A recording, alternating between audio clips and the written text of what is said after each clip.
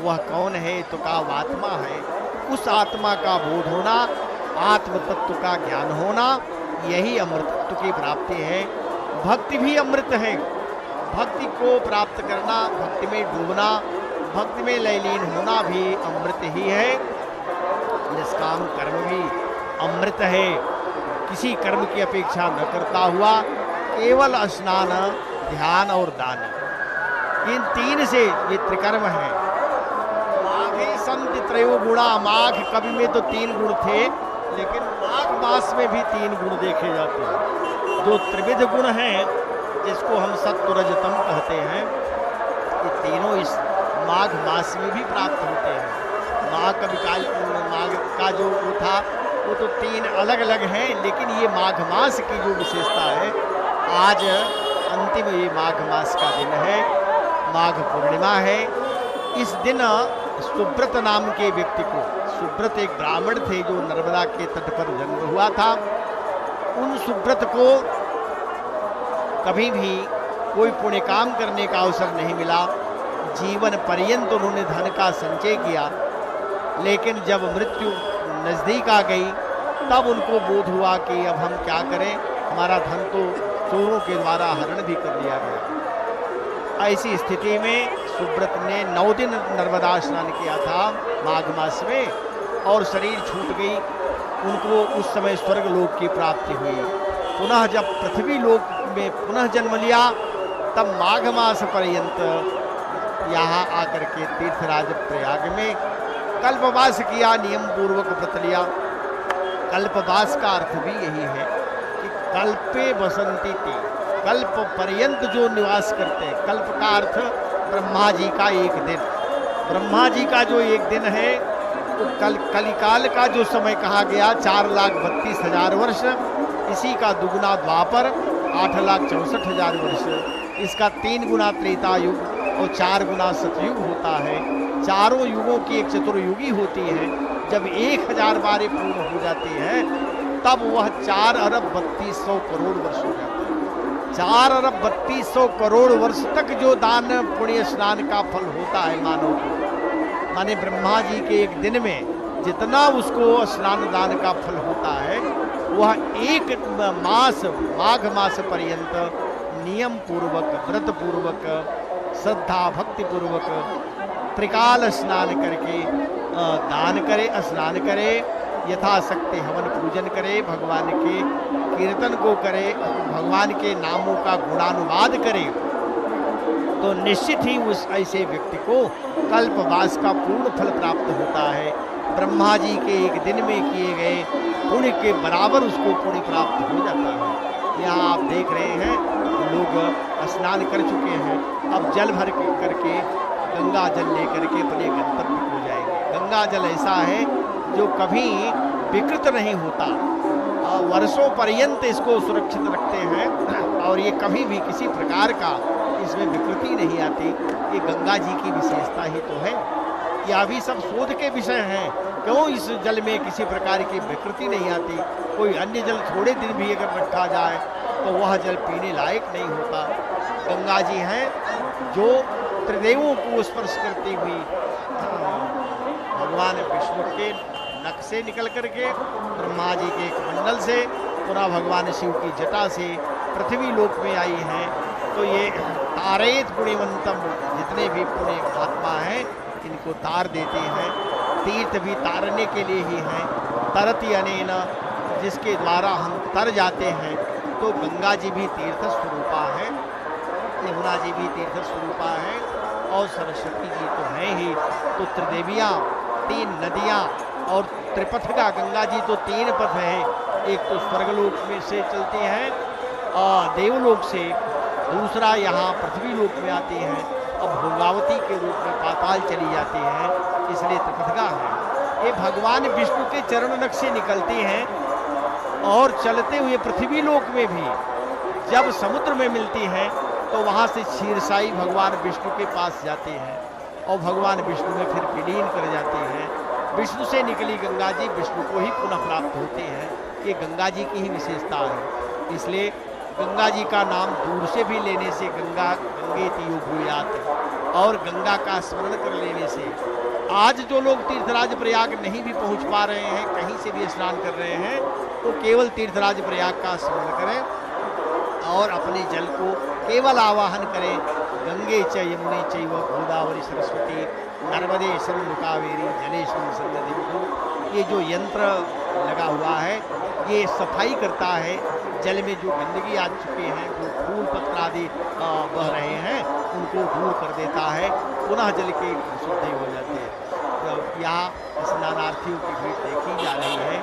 सभी अब जैसे जैसे सूर्य देव ऊपर उठ रहे हैं, सभी अपने उसमें लग गए हैं। सूर्य भगवान के उदित होते ही यस्योदय जगदिदम प्रतिबोधमेति, इसके उदय होने पर जगत उठ जाता है।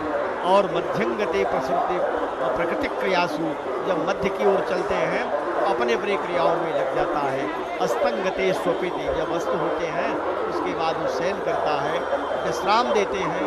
तो यहाँ स्नान करके सब अपने अपने गंतव्य की ओर बढ़ रहे हैं। कुछ लोग अभी स्नान कर रहे हैं, स्नान करते रहेंगे, क्योंकि पूर्णिमा भले ही आज सायंकाल 7 बजे तक हो रात्रि में, लेकिन पूरे दिन मान्य है, पूरी रात्रि मान्य है। उदया तिथि में जब वो तिथि आती है तो वो ये नहीं है कि उसी काल पर्यंत ही कार्य किया जाए, उसके जो कृत्य होते हैं वो संपूर्ण दिन संपूर्ण रात्रि अहरनिश होते हैं। ये लोग अभिवादन कर रहे हैं, संकेत दे रहे हैं कैमरे को देख करके कि हमारा स्नान पूर्ण हो गया है, सकुशल हम स्नान कर चुके हैं, अपने घर को जा रहे हैं। आपको भी धन्यवाद कर रहे हैं कि आप लोगों ने बहुत सहयोग किया, सरकार भी प्रदेश तो श्रद्धा भक्ति अपने चरम पर है। श्रद्धालुओं की श्रद्धा देखते ही बनती है। स्नान करते हुए भी कोई तो ऐसे भी हैं जो स्नान के समय सेल्फी लेना पसंद कर रहे हैं। ये सब बहुत अच्छी बातें नहीं, आधुनिक युग की देन है। स्नान करें, बस स्नान करके निकलें, घर से निकलें और आगे बढ़ जाएं और दूसरों को मार्ग दें। तो ये कुंभ पर्व का स्नान करके भगवान का ध्यान और अपने गंतव्य ये सब उपक्रम आदरणीय शास्त्री जी जो चल रहे हैं, ये सब अपनी अपनी तरह से अर्पण का भाव है और संगीत के साधक अपनी तरह से ये भाव अर्पित करते हैं, स्वरांजलि प्रस्तुत करते हुए। तो आइए क्या कह रहे हैं ये संगीत के साधक, ये भी सुने।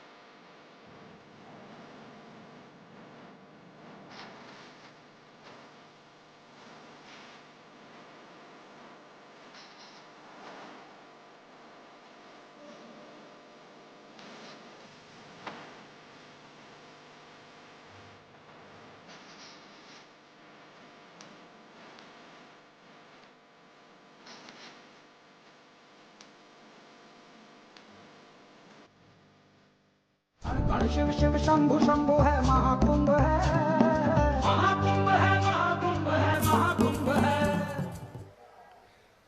दर्शन कर लो भक्तों, ये दृश्य है अलबेला, आया महाकुंभ का मेला।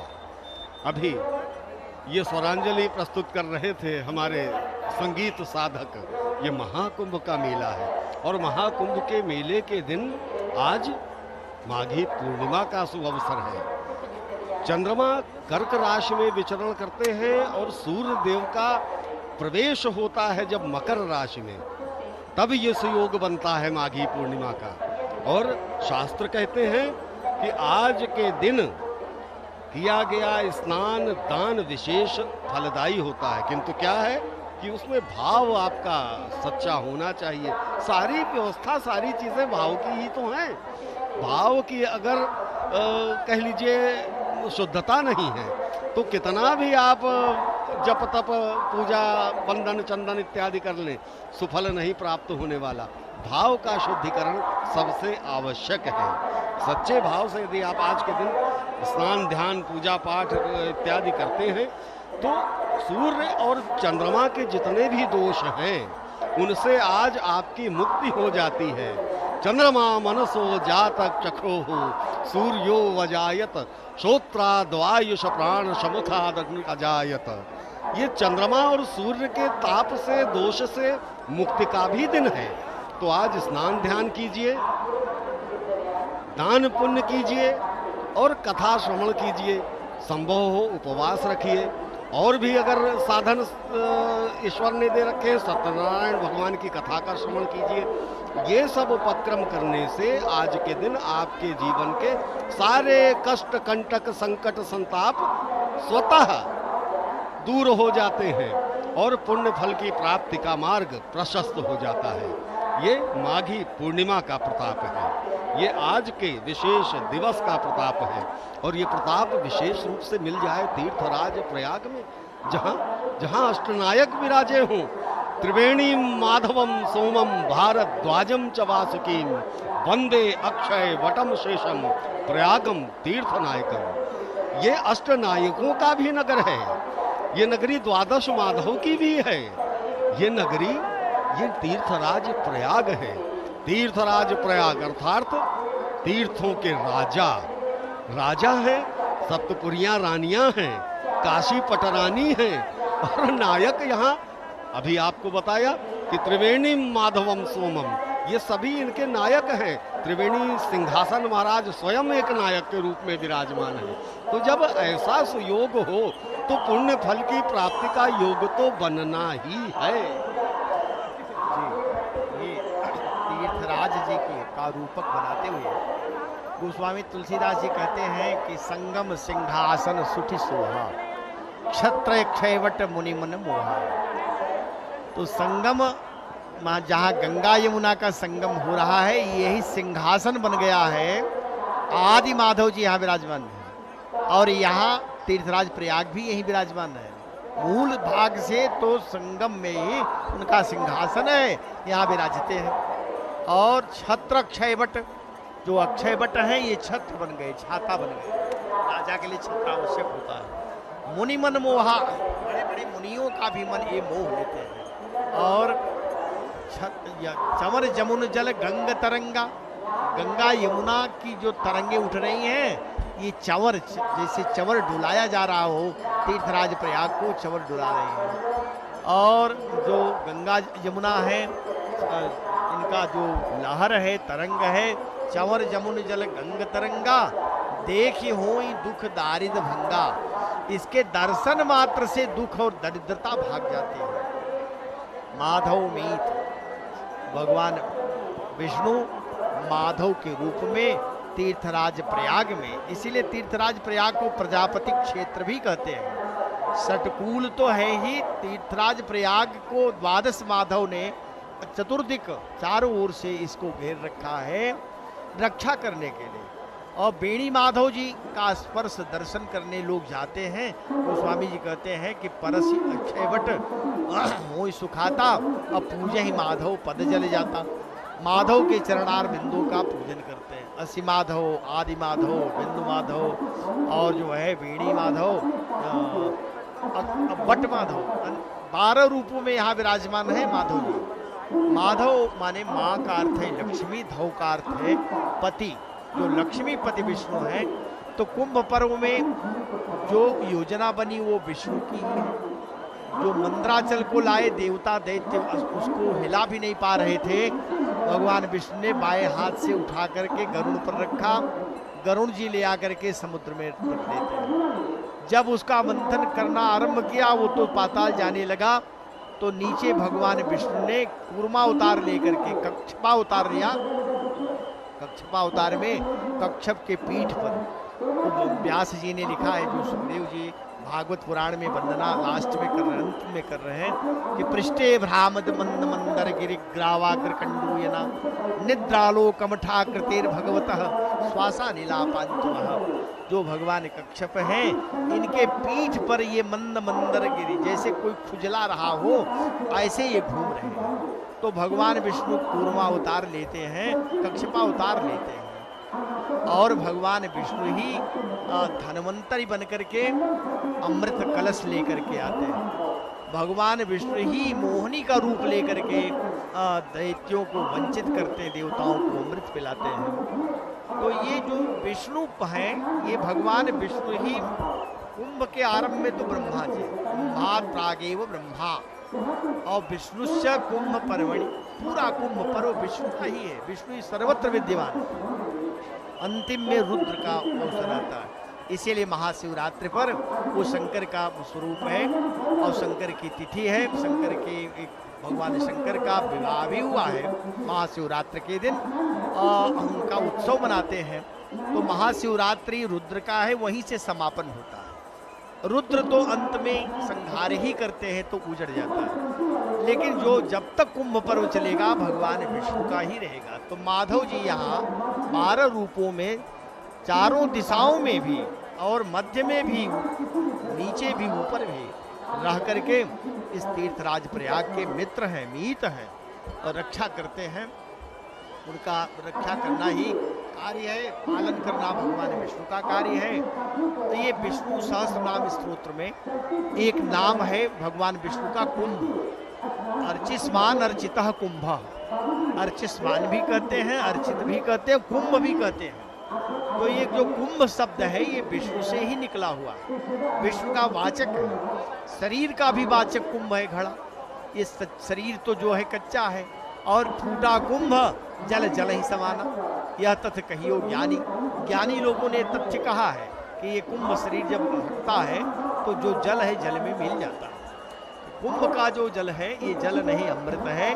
और आज जो ये अवसर सबको प्राप्त हुआ है स्नान ध्यान पूजन का, भजन का, यहाँ कैसे मेला नियंत्रित रहे देखें। ये पुलिस के सिपाही घोड़ों पर बैठ करके घोड़ों के साथ चल रहे हैं ताकि कोई भीड़ भाड़ बहुत न बढ़ जाए, नियंत्रण बना रहे और स्नान करके लोग अपने अपने सुरक्षित रूप से अपने गंतव्य की ओर चले। तो जो ये भगवान विष्णु का ये पर्व है वही कुंभ पर्व है। और सर्वत्र आप देखेंगे तो विष्णु ही दिखाई पड़ेंगे। विष्णु वाचक भी कुंभ शब्द है। कुंभ का एक अर्थ तो कुंभ पृथ्वीम और उम्भयति, ज्ञानामृतेन पूरयति अथवा जलेन पूरयति, जो जल से पूर्ण करे, जो ज्ञानामृत से पूर्ण करे वह कुंभ है।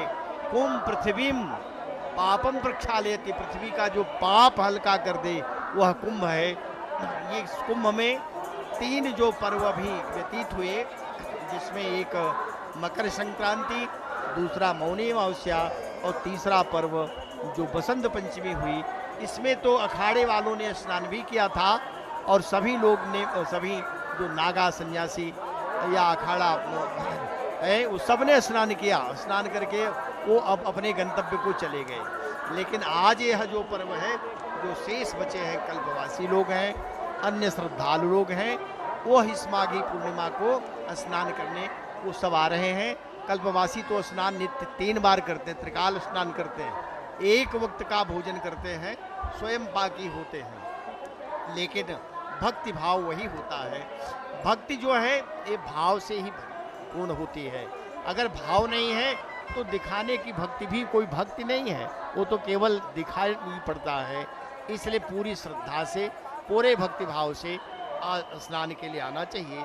और स्नान से शरीर का मल नहीं, शरीर का मल तो केवल जल से कहीं धुल सकता है। स्नान मनोमलम हरति, जो मन के मल को अभी हरण कर ले, मन के मल को हरण करने वाला स्नान होता है।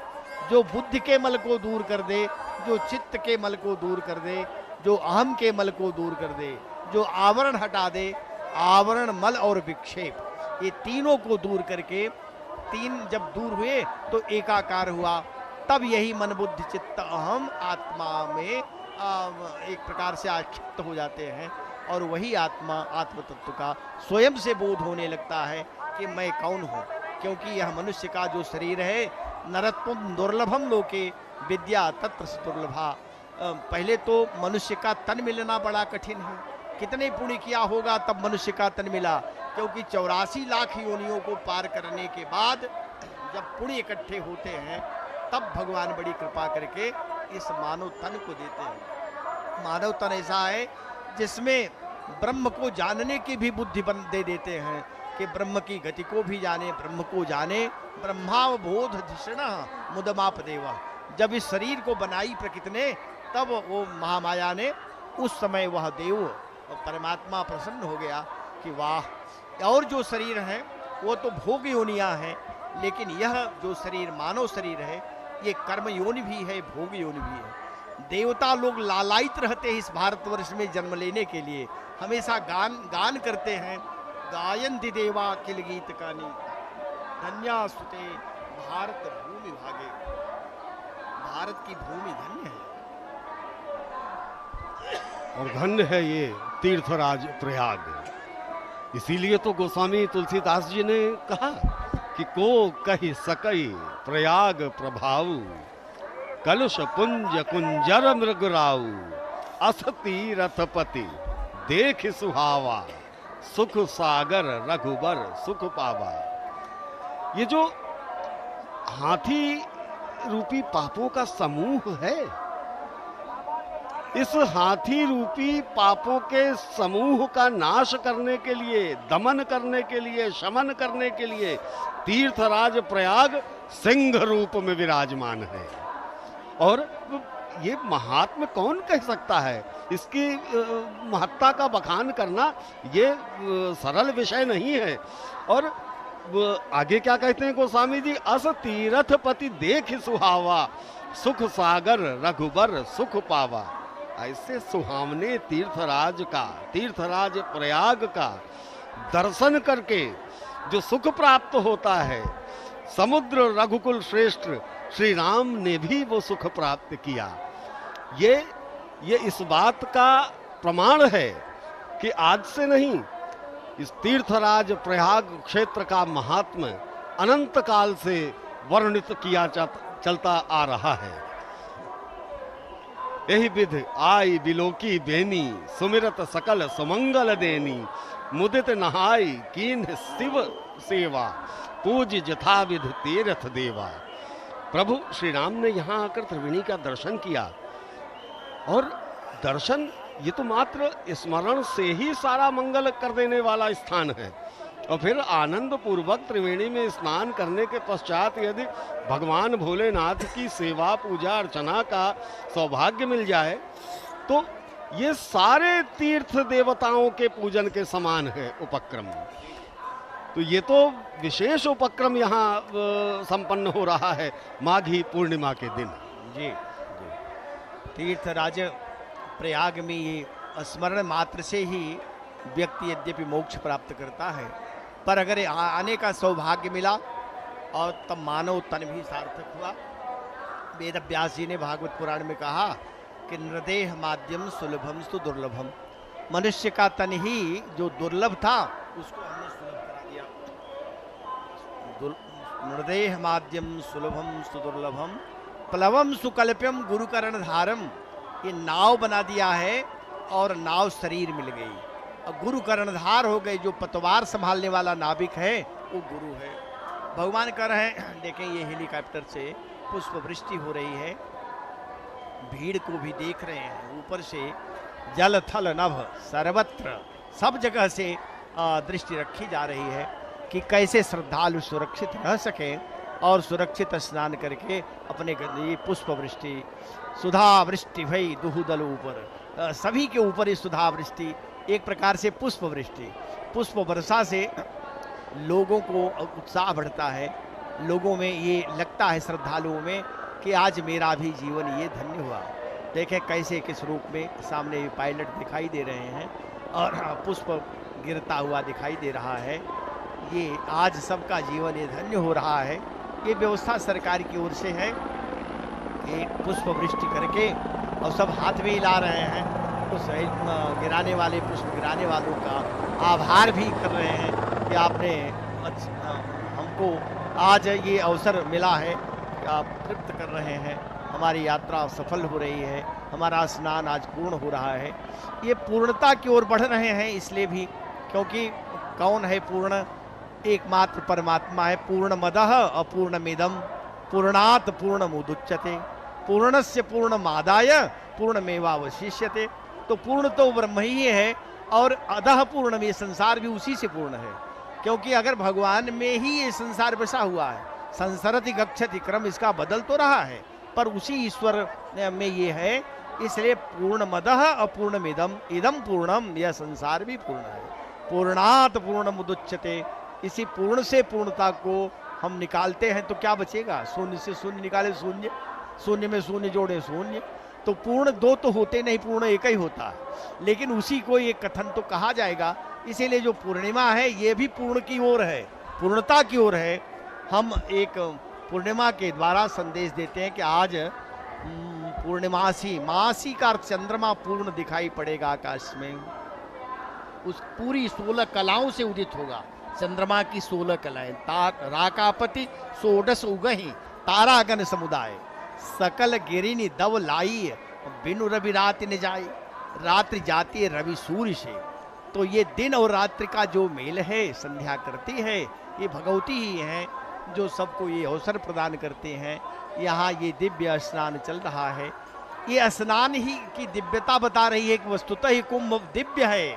दिव्यता ये दिखाई दे रही है, स्नान करने वाले खुद अनुभव करते हैं, डुबकी लगते ही दिव्यता का अनुभव होता है।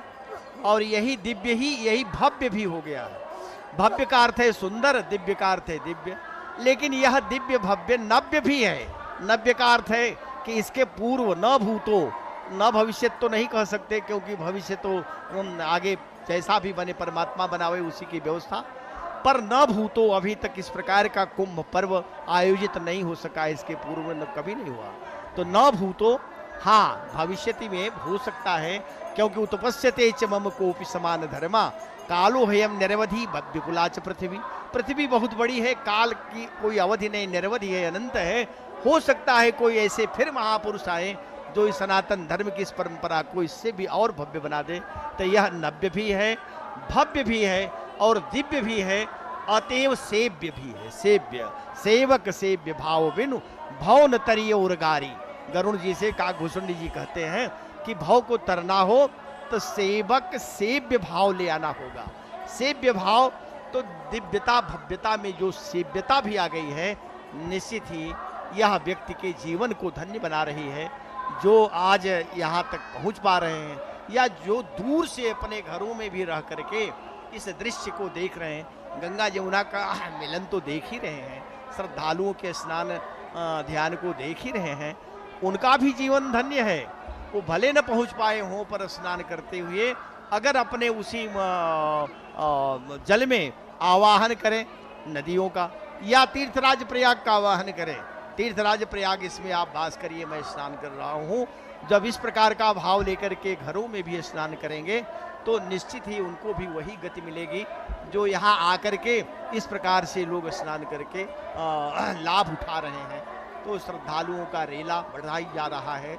एक ओर से विदा थोड़े हो रहे हैं, लेकिन अभी संख्या में अधिक लोग आ रहे हैं और स्नान के समय निश्चित ही जो स्नान के बाद के कृत्य हैं उसको भी स्नान के बाद ध्यान, पूजन, फिर भजन, हवन भी होना चाहिए, क्योंकि आज कल्पवासी तो निश्चित ही हवन करते हैं, यज्ञ में उनकी आहुति पड़ती है और पुनः उसके बाद जब अपने गंतव्य को चलते हैं तो चलते समय कुछ दान भी करना होता है। दान भी इसका एक अंग है। स्नान दान से व्यक्ति का जीवन धन्य होता है और वह आवागमन के बंधन से मुक्त होता है। ये शरीर जो प्राप्त होता है निश्चित ही बहुत कठिन, जन्मत मरत दुसह दुख हुई, असह्य दुख होता है जन्म लेते समय और मृत्यु होते समय भी। तो वो जब जीव माया में लिपट जाता है तो भूल जाता है कि हमको कोई कष्ट हुआ था, लेकिन जन्म लेते समय जो कष्ट, मृत्यु के समय का जो कष्ट है, अगर इससे बचना हो तो इस तीर्थराज प्रयाग के त्रिवेणी का दर्शन और यहाँ अगर स्नान प्राप्त हुआ, दान करने का अवसर मिला तो निश्चित ही जीवन धन्य हुआ। जो महाकवि कालिदास ने कहा था कि तत्वावबोधेन बिनापि भूयः तनुत्यजाम नास्ति शरीर बंधः। फिर शरीर का बंधन होते ही नहीं, जब शरीर छूटती है तब। तो शरीर एक न एक दिन अवश्य छूटनी है, क्योंकि यह न तो अमर है न अजर है। देवता लोग जो यहाँ चलते हैं वो भी निश्चित ही एक पुण्य जब उनका पूरा होता है तो वह भी, गीता में भगवान कृष्ण ने कहा, ते त्वं भुक्त्वा स्वर्ग लोकम विशालम क्षीणे पुण्ये मर्त्य लोके विसंति। अपना पुण्य जब पूरा कर लेते हैं तो स्वर्ग लोक से मृत्यु लोक में आते हैं, लेकिन वह पृथ्वी के किसी भी भाग में जा सकते हैं। तो वो चाहते हैं कि हम अगर भारतवर्ष में ही जन्म लें तो निश्चित धर्म प्रधान ये जो भारतवर्ष है, जहाँ आकर के पूरे विश्व के लोग, महाराज मनु ने कहा था कि स्वम स्वम चरित्रम शिक्षेरन पृथिव्याम सर्व मानवाः। सभी जगह के जो मानव हैं, विश्व के मानव, स्वम स्वम चरित्रम शिक्षेरन, अपने चरित्र को निर्मल बनाने के लिए जहाँ से शिक्षा प्राप्त करते हैं, तो कहाँ सकाशाद अग्र जन्मनः, अग्र जन्मा इस भारत भूमि में आकर के ये अध्यात्म का, योग का और साथ में जो सांख्य आदि ज्ञान है यहाँ प्राप्त करते हैं। इस ज्ञान को प्राप्त करके फिर अपने अपने गंतव्य को जाते हैं। आज ये सचमुच जो हमारा ये कदम से कदम मिलाकर चलने की स्थिति हम देख रहे हैं, स्नान की स्थिति देख रहे हैं, इसको हमारे ऋषियों ने भी कहा था कि संगक्षध्वम संबद्धध्वम सम वो मनांसी जानताम देवा भागो यथा पूर्वम, देवा भागे यथा पूर्वम संजानानाम उपासते। संगक्षध्वम, हम साथ साथ चलें, संबद्धध्वम, एक ही बात बोलें, सम वो मनांसी जानताम, एक दूसरे के मन को ठीक ठीक जानते पहचानते रहें। और जैसे देवताओं ने अपने भाग को ग्रहण किया, अगर हम भी इसी प्रकार से एक साथ उठना बैठना मिलना चलना। देखें यहाँ न तो कोई वर्णाश्रम व्यवस्था है, इसी वर्ण के लोग आएंगे, अमुक के नहीं आएंगे। वर्ण, आश्रम और साथ में जाति पाति संप्रदाय पंथ सब एकाकार हो गए। इस जल में मिलते ही सब एक मय हो जाते हैं। और ये सब भगवान शंकर जी ने कथा सुनाई जब मानस की, पार्वती जी को सुनाते हुए कहा था कि ये किसी से बिल्कुल विरोध भी नहीं करते। क्यों नहीं? कहा कि देखिए ये जो है निज प्रभुमय देखें जगत कहीं सन करें विरोध, उमा जे राम चरण रति विगत काम मद क्रोध। हे उमा पार्वती जी, जो मद मोह काम से दूर हो चुके हैं, जिनका लक्ष्य अब केवल एक डुबकी लगाना है, रामचरण रति भगवान के चरणों में जिनकी प्रीति हो गई है, वो निज प्रभुमय देखें जगत, ये संपूर्ण जगत को अपना प्रभुमय देख रहे हैं, राममय देख रहे हैं, कहीं सन करें विरोध, किसी से विरोध नहीं करते। यहाँ आकर सब एकाकार हो गए हैं। न वर्ण की यहाँ व्यवस्था है, न जात की व्यवस्था है, न धर्म की व्यवस्था है, न पंथ की कोई व्यवस्था है, सब एकाकार हो गए हैं। केवल एक दिखाई दे रहा है, वो यही नरमुंड दिखाई पड़ते हैं। और जल में स्नान करते हुए सब जलमय हो गए हैं। तो सर्वम विष्णुमयम जगत, जैसे जगत विष्णुमय है वैसे कुंभ भी ये विष्णुमय है। और आज ये स्नान करते हुए श्रद्धालुओं को देख करके, इन लोगों को देखने के बाद यही लगता है कि सर्वम जलमयम सर्वम विष्णुमयम जगत की भांति सर्वम एकमयम जगत, आज सभी एकत्व को प्राप्त हो रहे हैं। तत्र को मोह को शोकः एकत्वम मनुपश्यतः, जब एकत्व की दृष्टि आ जाती है तो न मोह रह जाता है न शोक रह जाता है। और ये सब आत्मन्यवानुपश्यतः, अपनी स्थिति में ही सबको देख पाते हैं। बहुत सुंदर स्नान चल रहा है और ये स्नान भी निरंतर चलता रहेगा। आज संपूर्ण दिन रात्रि ये स्नान करेंगे। स्नान करके श्रद्धालु, कुछ तो कल्पवासी विदा होंगे, कुछ श्रद्धालु विदा होंगे और जो थोड़े बचे रह जाएंगे रहेंगे वो निश्चित ही महाशिवरात्रि पर्व तक रुक करके स्नान करेंगे। स्नान करके फिर वो कुंभ पर्व का समापन वहाँ से होगा। ये बड़ी दिव्य और भव्य व्यवस्था जो हमारे शासन प्रशासन के द्वारा, सरकार के द्वारा की गई है, ये निश्चित ही सराहनीय है। इसकी सराहना भी करनी चाहिए, अवश्य करनी चाहिए, क्योंकि देखें इतने बड़े कुंभ पर्व में जहाँ दूर सुदूर पूरे विश्व से लोग आ रहे हों, अगर किसी को कांटा भी न गड़ रहा हो, सब सुरक्षित स्नान करके अपने अपने गंतव्य को जा रहे हों, तो इससे बड़ी बात और क्या हो सकती है। निश्चित ही सरकार भी सराहनीय है, शासन प्रशासन भी सराहनीय है और ये कुंभ पर्व तो अद्वितीय अद्भुत है। ये किसी अदृश्य शक्ति के द्वारा संचालित हो रहा है। यद्यपि प्रत्यक्ष में हमारे शासक प्रशासक दिखाई देते हैं, क्योंकि व्यवस्था तो किसी व्यक्ति के द्वारा ही संचालित होगी, लेकिन इसके मूल में हमारी आद्या शक्ति है, हमारे परमात्मा भगवान विष्णु हैं, जो इस तीर्थराज प्रयाग में पहले से निवास करते हैं। विष्णु प्रजापति क्षेत्र है। प्रजापति माने ब्रह्मा जी ने तो यज्ञ किया, सौवस्वमेध यज्ञ किया। यत्रा यजत विश्वात्मा सर्वलोक पितामह, संपूर्ण लोकों के जो पितामह हैं, यत्र यजत भूतात्मा, यहाँ यजन किया है और इसीलिए प्रकृष्टो यागः इति प्रयागः, प्रकृष्ट यज्ञ हुआ है। प्रकृष्ट यज्ञ के कारण ही इसका प्रयाग नाम पड़ा है। और तीर्थराज प्रयाग हुए हैं तो इसलिए कि यहाँ सारे तीर्थ आकर के स्वयं चल करके आते हैं। तीर्थाभिमानी देवता आते हैं। तीर्थ तो अपने स्थानों में भौतिक रूप से रहते हैं, लेकिन तीर्थ के जो अधिष्ठात्र देव होते हैं वो सब स्थानों से चल करके, त्रैलोक्य से चल करके आते हैं। इसीलिए प्रयाग के बारे में महाभारतकार ने एक बहुत अच्छी बात कही कि तीर्थराज प्रयाग तो त्रिशलोकेषु विस्तृतः, तीनों लोकों में विस्तृत है, प्रसिद्ध है। इनकी महिमा को वेद भी कहते हुए नेति कहकर चुप हो जाते हैं। न इति, जिसका कोई अंत नहीं है, अंत नहीं है, ऐसी ये महिमा है। इनकी महिमा को गोस्वामी जी ने सोचा कि कितना वर्णन करें, तो अंत में एक ही वाक्य कह करके उन्होंने अब कह दिया कि को कह सकई प्रयाग प्रभाव। इस प्रयाग के प्रभाव को कौन कह सकता है। सकल को कह सकई प्रयाग प्रभाव, कलुष पुंज कुंजर मृगराऊ। जो पाप रूपी हाथियों के लिए मृगराऊ माने मृगराज के सदृश हैं, सिंह हैं, जो अकेला सिंह ही यथा मत्त गज जूत बहु पंचानन चली जाई, जैसे मत्त हाथियों के बीच में एक पंचानन ही काफी होता है, वैसे पाप इतने धरती पर ही नहीं, पूरे त्रैलोक्य में इतने पाप नहीं हो सकते जितने एक पाप को नष्ट करने के लिए तीर्थराज प्रयाग समर्थ है। सारे पाप कम पड़ जाएंगे। तीर्थराज प्रयाग का नाम लेते ही पाप नष्ट होते हैं, इसलिए पाप भी कांपते हैं जब कुंभ पर्व के लिए व्यक्ति चल पड़ता है।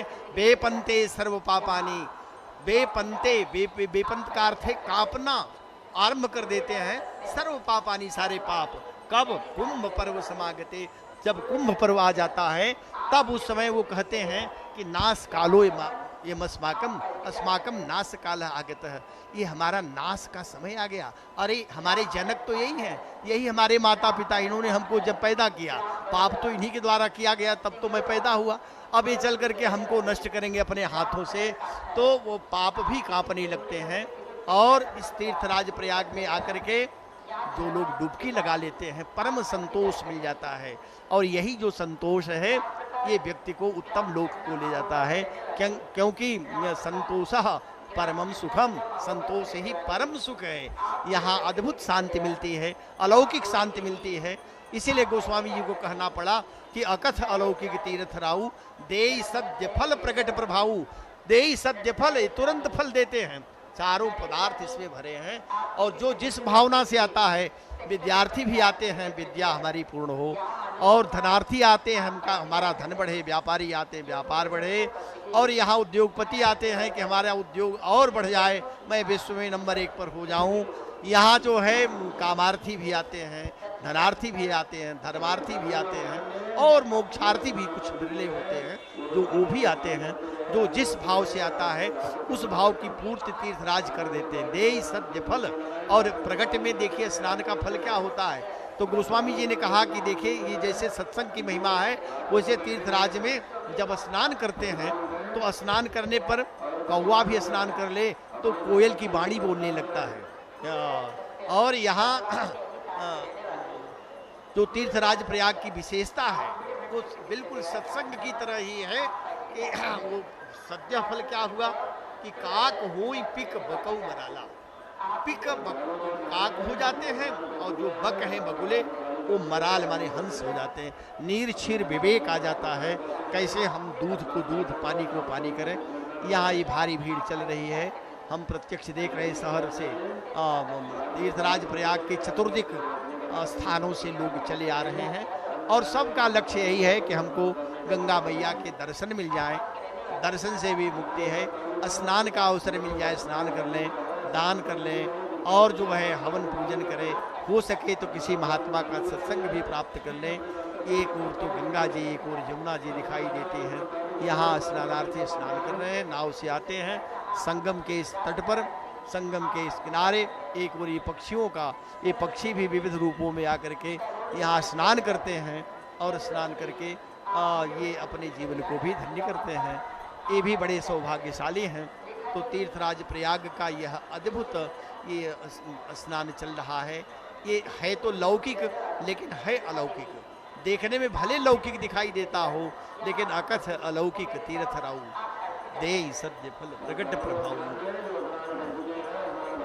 बहुत विस्तृत व्याख्या आदरणीय शास्त्री जी ने अभी हम सबके समक्ष रखी। तीर्थराज प्रयाग के विषय में वेद पुराण इत्यादि में तो गूढ़ भाषा में तमाम ऐसे वृतांत अंकित हैं जो जन सामान्य के समझ से परे हैं। आपने उनको समझाने का प्रयास किया, किंतु गोस्वामी तुलसीदास जी सरलीकरण कर देते हैं इन महात्म का। जो कठिन से कठिन महात्म हैं उनका सरलीकरण करते हुए गोस्वामी जी क्या कहते हैं? गोस्वामी जी कहते हैं क्षेत्र अगम गढ़ गाढ़ सुहावा, सपने हु नहीं प्रतिपक्षण पावा, सेन सकल तीरथ बर वीरा, कलशु अनेक दलन रणधीरा। तो ये तीर्थराज प्रयाग वो क्षेत्र है कि और इतना सुदृढ़ है ये क्षेत्र कि स्वप्न में भी पाप रूपी जो शत्रु है वो यहाँ नहीं आ सकते। तीर्थराज प्रयाग को किसी भी प्रकार की कोई क्षति नहीं पहुँचा सकते। और जो संपूर्ण तीर्थ हैं वो सब तीर्थराज प्रयाग के सेनापति हैं, सैनिक हैं, नायक हैं। वो सब रक्षा करते हैं तीर्थराज प्रयाग की। तो विशेष रूप से तीर्थराज प्रयाग की महिमा तो कह लीजिए हरि अनंत हरि कथा अनंता की तरह। जैसे गोस्वामी तुलसीदास जी ने जब रामचरितमानस की रचना प्रारंभ की तो वो प्रारंभ कहाँ से करते हैं? वो प्रारंभ करते हुए कहते हैं वर्णा नामर्थ संगा नाम रसा नाम छंदसाम अपि मंगला नाम च कर्तारो वंदे वाणी विनायको। तो वो प्रारंभ तो यहाँ से कर रहे हैं, किंतु इसी आरंभिक श्लोक का अंत कहाँ ले जाकर कर रहे हैं? वो कह रहे हैं नाना पुराण निगमा गम सम्मतम यद रामायणे निगदितम क्वचिदन्नतोपि स्वांत सुखाय तुलसी रघुनाथ घाता भाषा निबद्ध मति मंजुल मातुनोति। तो तीर्थराज प्रयाग की महिमा का बखान भी ठीक उसी प्रकार से ही है कि जैसे राम का नाम अनंत है, हरि की कथा अनंत है, इसी प्रकार तीर्थराज प्रयाग का महात्मा अनंत है। तीर्थराज प्रयाग की महिमा का वर्णन करना असंभव और दुष्कर कार्य को परिणाम देने जैसा ही कुछ है।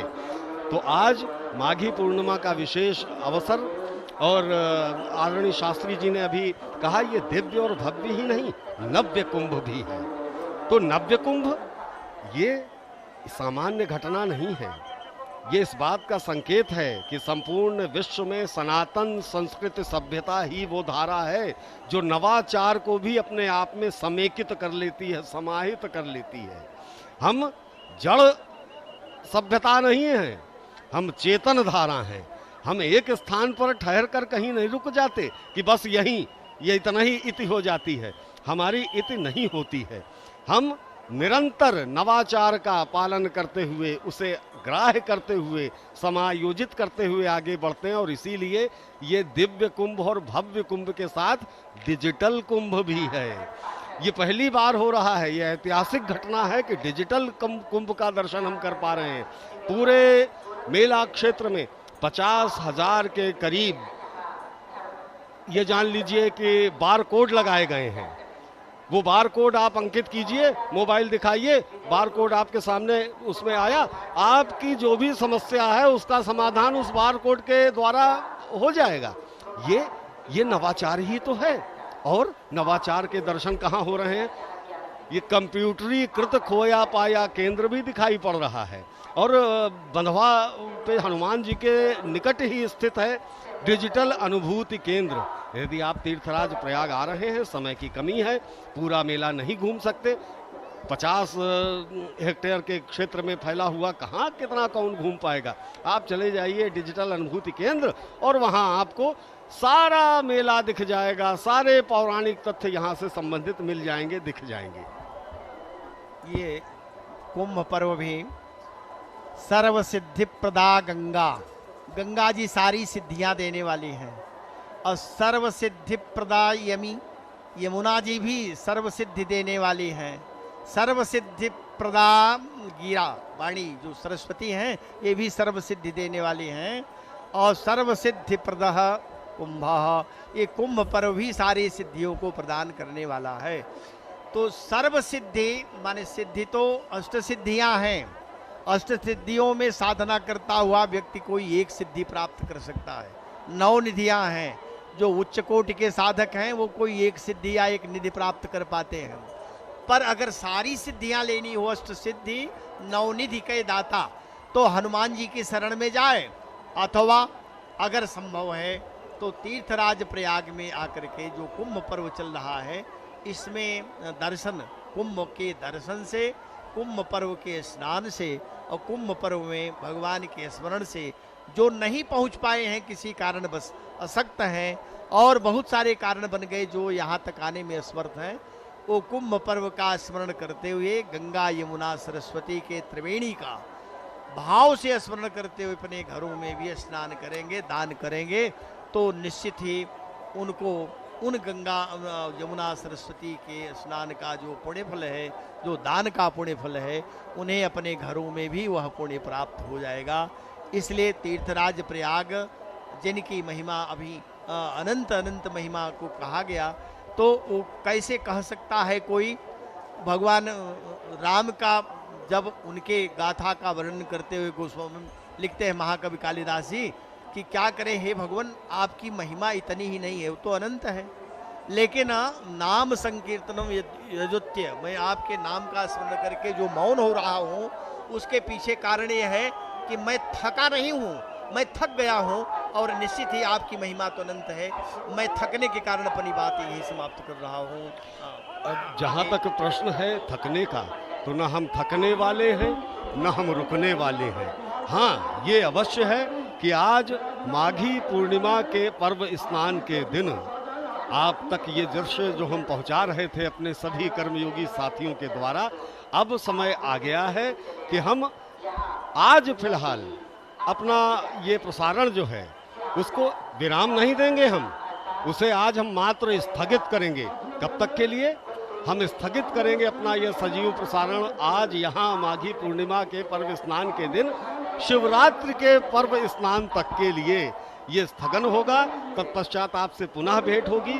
और अब इसी के साथ हम अपने साथी कमेंटेटर प्रोफेसर गिरजा शंकर शास्त्री जी के साथ और अपने अन्य सभी दूरदर्शन के कर्मी, सभी कर्मयोगी साथियों के साथ इन्हीं दृश्यों के साथ आपको छोड़ते हुए हम विदा लेते हैं। आज के सजीव प्रसारण का यहीं पर स्थगन करते हैं। सिता सिते यत्र तरंग चावरे नद्यो विभाते मुनिभाण कन्नके नीलात पत्रम वट एव साक्षात सतीर्थराजो जयति प्रयाग।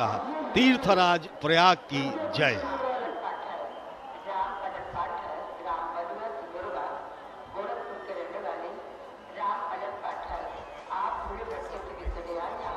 मैं कह रहा था महिमा का वर्णन करते हुए मैं थक गया, महिमा को कह रहा था, ये थोड़ी कह रहा था।